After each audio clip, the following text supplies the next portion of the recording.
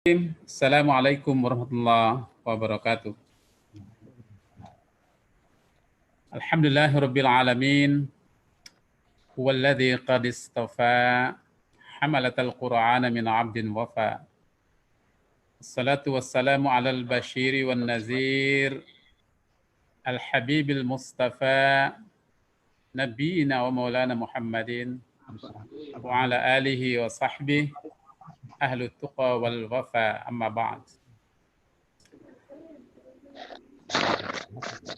Nah, saudara-saudara sekalian, Nana, Opu, Kakan Aring, Inabinek, warga Lamakera, baik di kampung halaman, di Kupang, di Makassar, di Jakarta, di berbagai wilayah di tanah air dan juga di Nusa Tenggara Timur pada umumnya. Pertama kali kita bersyukur kehadirat Allah Subhanahu wa taala atas perkenannya malam hari ini kita dipertemukan, ya, bisa bermuajah dengan bantuan IT. Ya, kita nikmati saja walaupun masih terdapat kekurangan di sana sini, tapi ini sebagai satu kemudahan dan kemurahan untuk kita kembali bermu.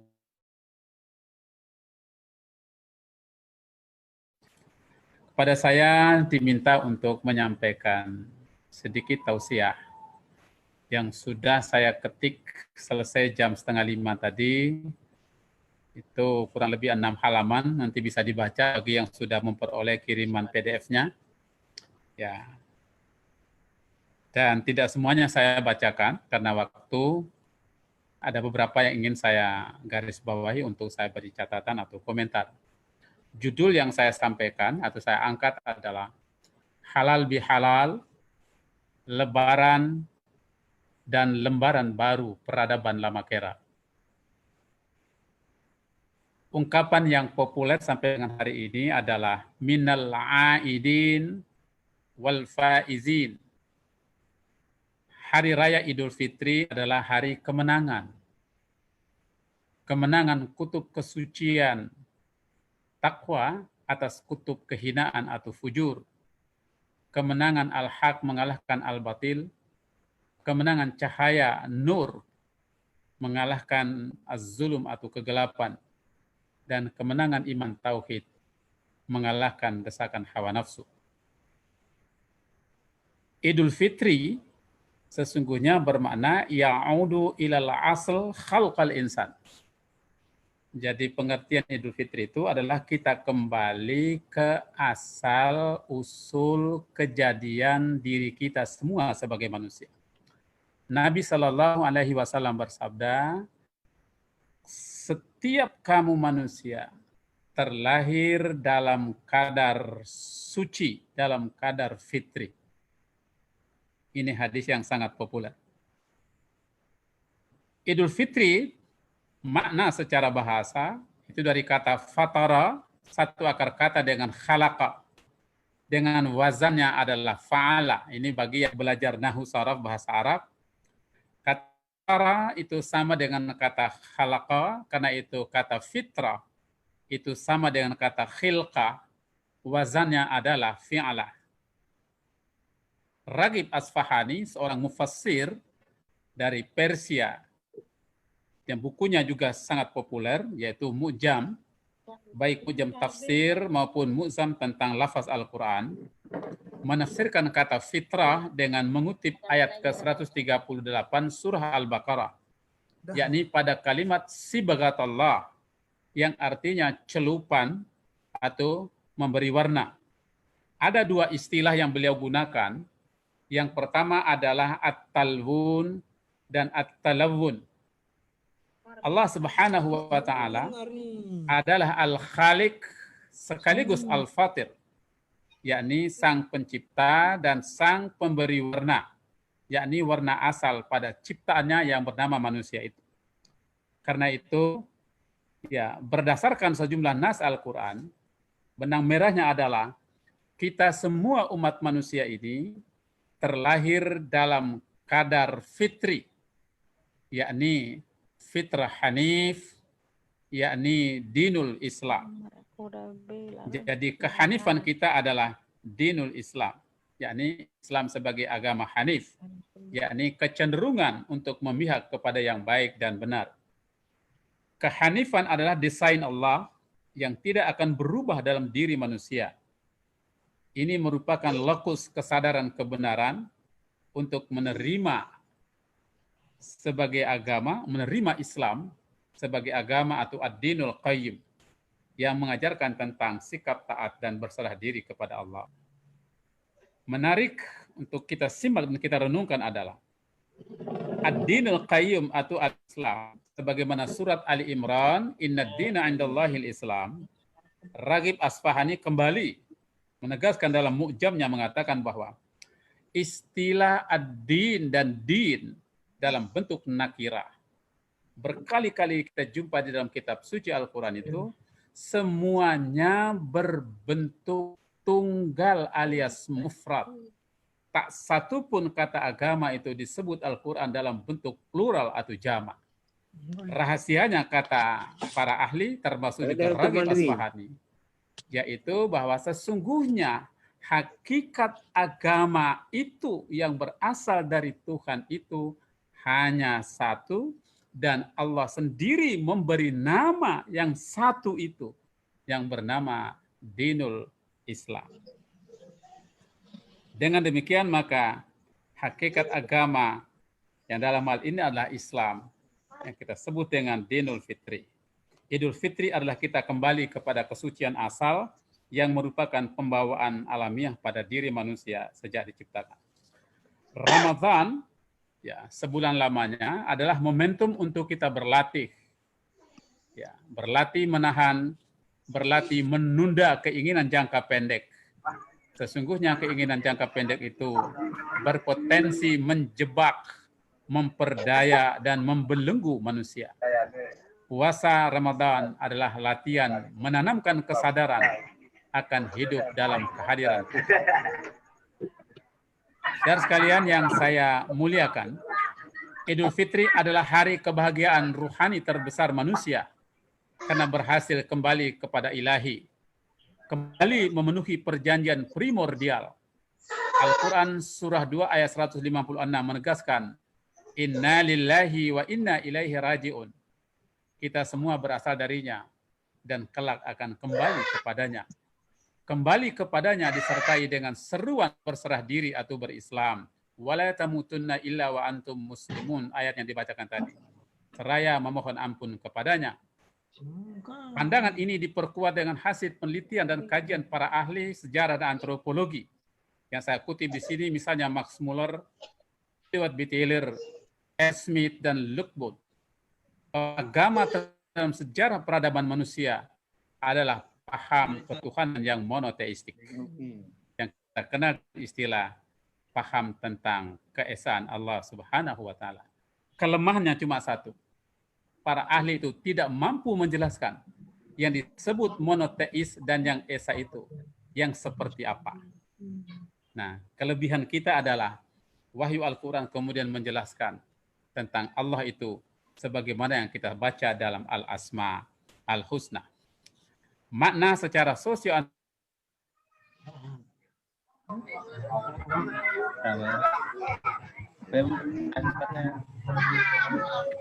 nasab, garis terah, suku, dan lewotana. Quran surat 4 ayat 1 yang sering dibacakan. Dan juga ayat ke-13 surah ke-49.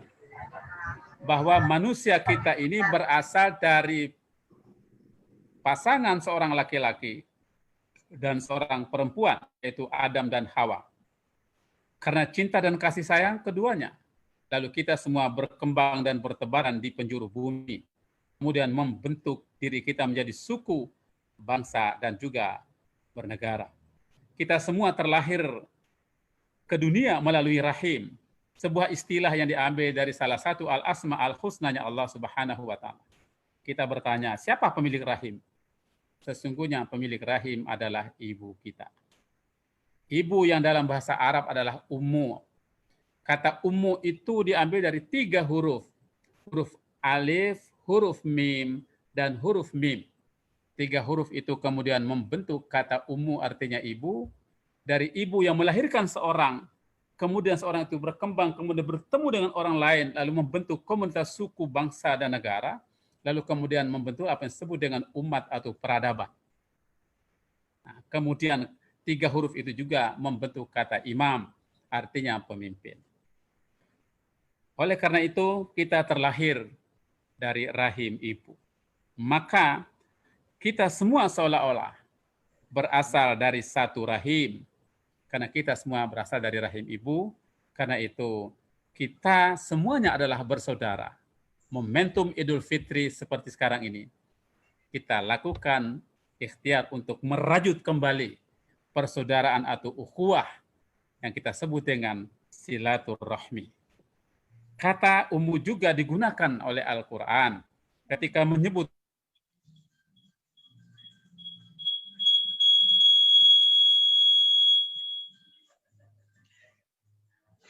Al-Mukarramah, ya, yakni sebuah negeri yang menjadi ibu dari seluruh negeri di muka bumi ini, karena di sana terletak Baitullah, satu-satunya tempat yang kita sebut dengan rumah tertua, rumah terantik sejarah di muka bumi ini.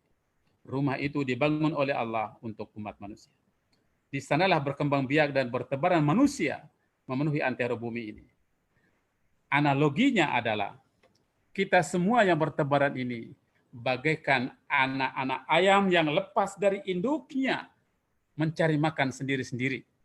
Namun pada saatnya ketika ibunya bersuara memanggilnya, semuanya bergegas menghampiri sang ibu, kemudian masuk dalam dekapan ibu.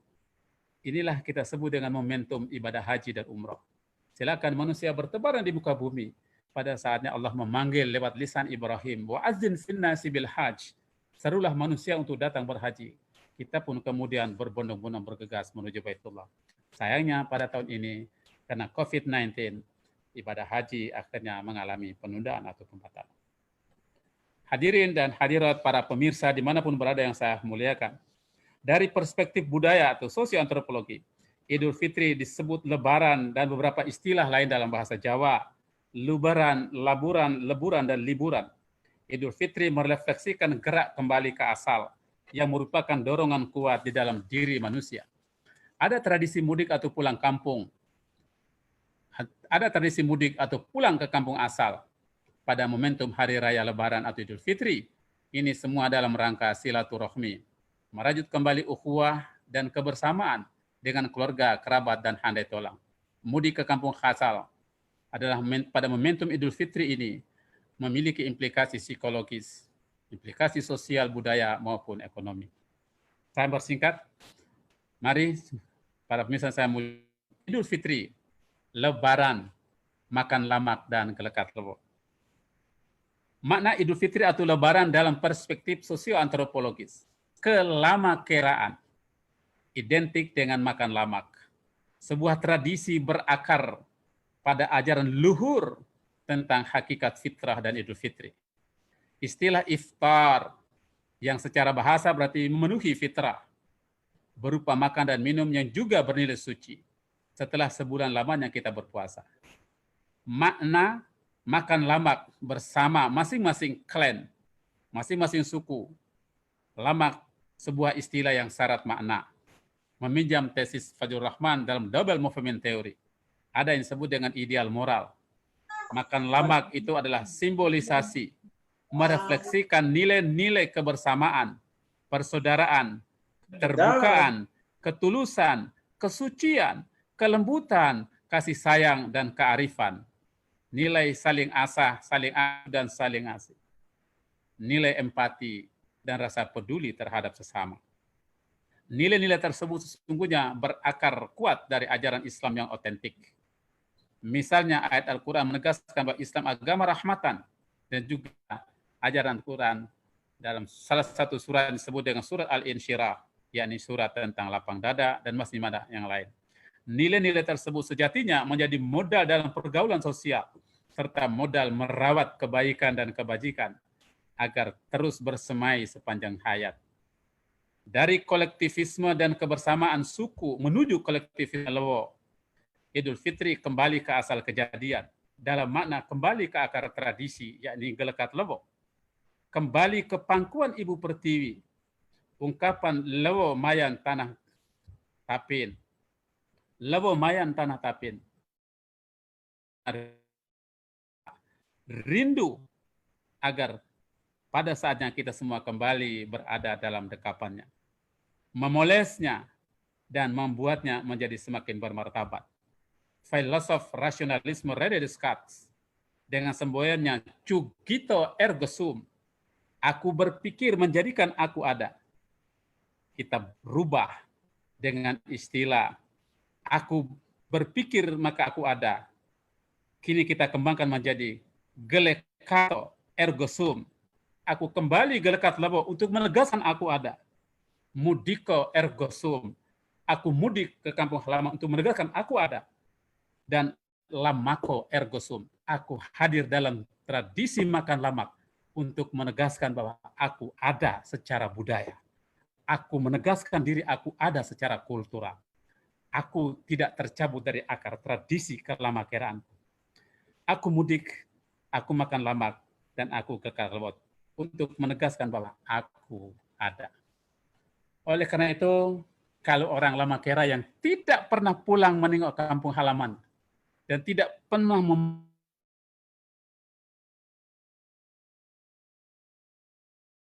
ada tapi tidak diakui keberadaannya dari perspektif kelamakeraan.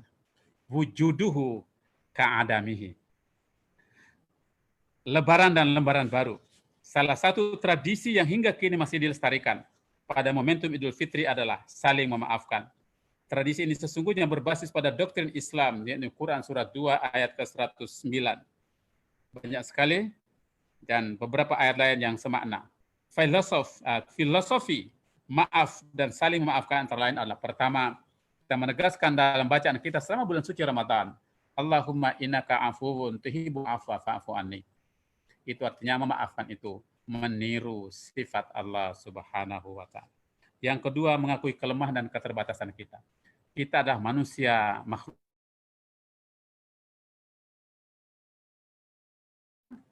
Ya, kata para orang Arab, sumyal insanu insana illa linisyani.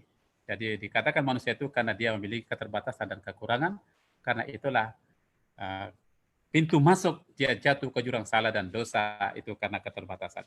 Karena itu harus mengakui kelemahan dan keterbatasan untuk kemudian saling memaafkan. Yang ketiga, mengajarkan tentang kelapangan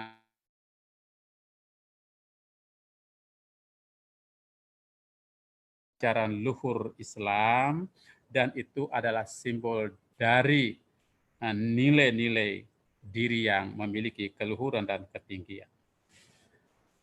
Para pemirsa yang saya muliakan, berbicara tentang masa depan menghentak kita untuk membaca dan mengkritisi pandangan dan prediksi sejumlah pakar di berbagai disiplin ilmu. Benang merahnya bahwa masa depan itu masa yang penuh tantangan, bahkan menjadi ancaman bila kita gagal mengantisipasinya. Masa depan sudah ada dan sudah hadir di depan kita dengan wacana tentang revolusi industri 4.0 atau disebut dengan era disrupsi dan mendistrupsi mindset, mendistrupsi sistem maupun gaya hidup kita. Fukuyama dari Jepang setahun yang lalu sudah melangkah ke revolusi industri 5.0 yang menekankan pada kecerdasan buatan atau artificial intelligence. Mengapa kita perlu mengantisipasinya? Sejumlah pemikir muslim seperti Muhammad Iqbal dan juga Maryam Jamila mengatakan bahwa modernisasi, industrialisasi, dan globalisasi itu memiliki cacat bawaan, yakni anti terhadap spiritualitas transendental yang berbasis kepada agama. Humanisme Barat pasca revolusi industri pertama dan pasca positivisme, Aufklärung dan Renaissance lebih menekankan pada rasionalitas iptek dengan pendekatan teknik instrumental dan mengabaikan spiritualitas agama. Gagasan besar seorang Thomas Kuhn tentang scientific revolution telah menggeser perang agama dan hal-hal yang bersifat spiritual transendental. Implikasinya berupa fenomena demoralisasi dan despiritualisasi melanda kehidupan. tak terkecuali kita warga Lamakera. Seperti pola pikir, gaya hidup, orientasi hidup berupa individualisme, materialisme, hedonisme, alkoholisme, dan permisivisme dengan beragam akses dan dampak negatif berupa perilaku destruktif secara kuantitas maupun kualitas. Ini semua semakin mengkhawatirkan. Semuanya berada pada posisi seberangan dengan ajaran Islam kita, adat istiadat luhur kita.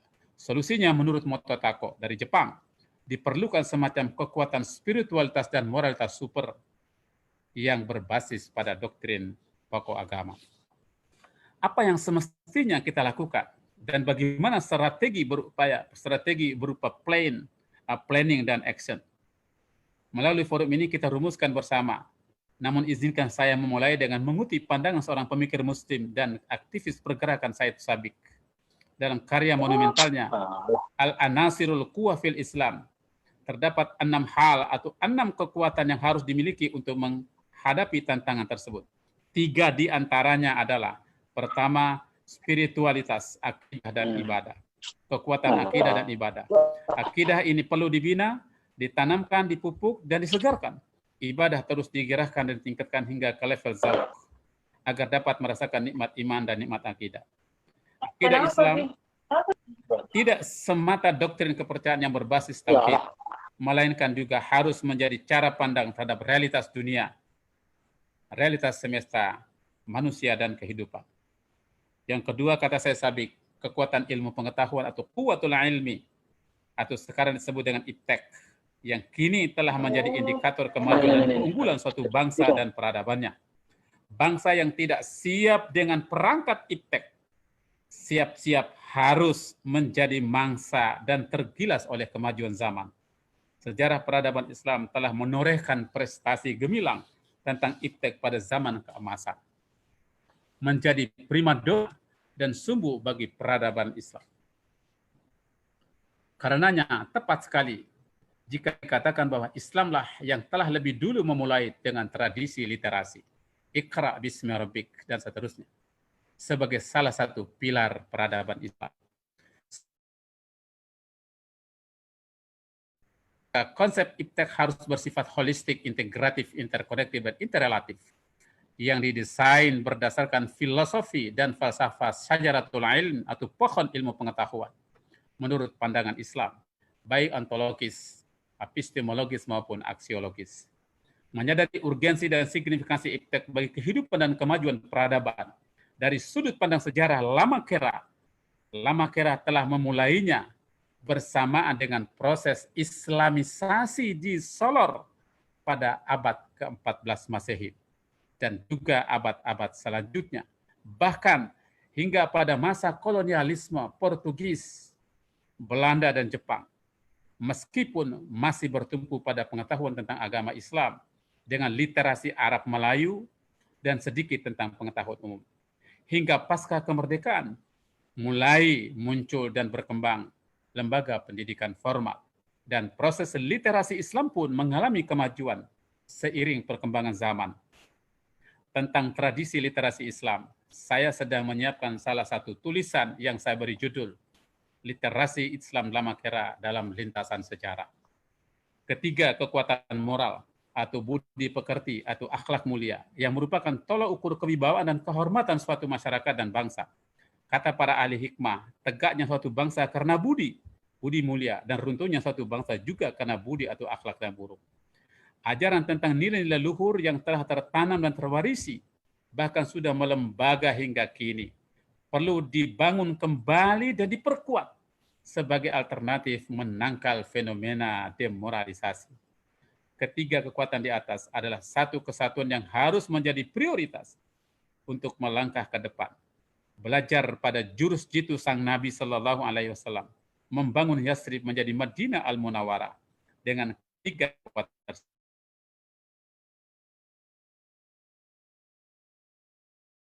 melalui masjid dan juga sufa, intelektualitas melalui madrasah kutab, dan juga moralitas melalui kudah dan juga tuntunan tauladan beliau.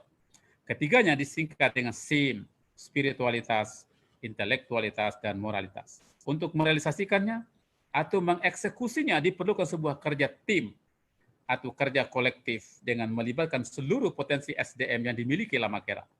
Semangat dan spirit makan lamak yang syarat nilai pada momentum Idul Fitri serta semboyan lewo mayan tanah tapin, galakan lewo, harus selalu mengilhami, menginspirasi kita untuk bekerja memajukan lewo, memajukan tanah dan suku Eka. Para pendahulu kita telah mengajarkan falsafah 3 tungku sebagai fondasi kerja kolektif kita dengan melibatkan 3 institusi sosial secara sinergis, yaitu suku atau desa dengan perangkatnya, masjid nan megah dengan perangkatnya, serta sekolah dengan gedung-gedungnya yang semakin representatif dan megah, yang membanggakan itu juga dengan perangkatnya. Sebagai rujukan referensi, kita belajar juga pada jurus jitu baginda Nabi yang berhasil merubah wajah Yasrib menjadi Madinah Al-Munawwarah, juga memakai filsafat 3 tungku tersebut. Masjid Nabawi beserta sufahnya dengan karir dan serta karir politik baginda Nabi sebagai kepala suku dan kekuatan-kekuatan sosial lainnya, potensi maupun SDM. Nabi semangat kerja kolektif tersebut yang dilandasi akidah, yang dilandasi ukhuwah, dan juga saya spirit kolektivisme, ya, filosofinya lama, persatuan, persaudaraan, dan kebersamaan itu penting sekali. Sejarah pun mencatat bahwa peradaban-peradaban besar yang pernah jaya di muka bumi ini, semuanya ini justru dibangun dari kerja-kerja kolektif, kerja-kerja bersama dan secara kolaboratif. Piramid dan Sphinx di Mesir, Giza, alhamdulillah saya sempat mengunjunginya pada pertengahan Januari yang lalu. Kalau kita lihat Sphinx dan piramida di Giza, Mesir, itu sebagai bukti nyata dari kerja kolektif dan kolaboratif tersebut yang dilakukan oleh 168 Firaun secara silih berganti, dan puncaknya pada Ramses II atau Firaun di zaman Nabi Musa alaihi salam. Sebaliknya, konflik, pertikaian, permusuhan, dan peperangan harus dihindari. Dalam suatu forum dialog antara Arnold Toynbee dengan Ikeda, menyatakan bahwa konflik atau perang atau peperangan adalah musuh utama peradaban. Karena sesuatu yang dirawat bertahun-tahun akhirnya lenyap hanya hitungan detik dan menit. Sebagai penutup, mengutip Nurholis Masjid atau Cak Nur, mengatakan bahwa lebaran itu bermakna luas, ya, dan lapang hati, insyirah, agar ada ruang untuk kita menampung perbedaan. Ketupat atau kaleso di Lamakera adalah lambang kejernihan hati. Janur kuning sebagai pembungkus beras dari kaleso itu adalah lambang dari spiritualitas yang membebaskan diri dari kungkungan hawa nafsu. Di hari nan fitri ini, kita luruskan niat, kita hilangkan rasa benci, rasa dengki, iri hati, dendam, dan arogan. Lalu kita ganti lembaran baru, kita torehkan dengan kasih sayang, kelembutan, cinta, persaudaraan, dan kebersamaan. Terakhir, saya ungkapan batin. Duhai Lamakeraku, engkau cantik. Dan engkau tetap cantik. Karena engkau balutkan kecantikanmu dengan kesahajaanmu. Lamakeraku, engkau telah terpatri dalam bawah sadarku, dalam batinku, dalam imajinasiku, menyinari langkahku, menerangi jalanku, menginspirasiku untuk terus menorehkan kanvas, mengukir prestasi dan reputasi. Duhai Lamakeraku, izinkanlah aku mengharumkan namamu. Yogyakarta, 6 Juni 2020. Abdul Malik. Assalamualaikum warahmatullahi wabarakatuh.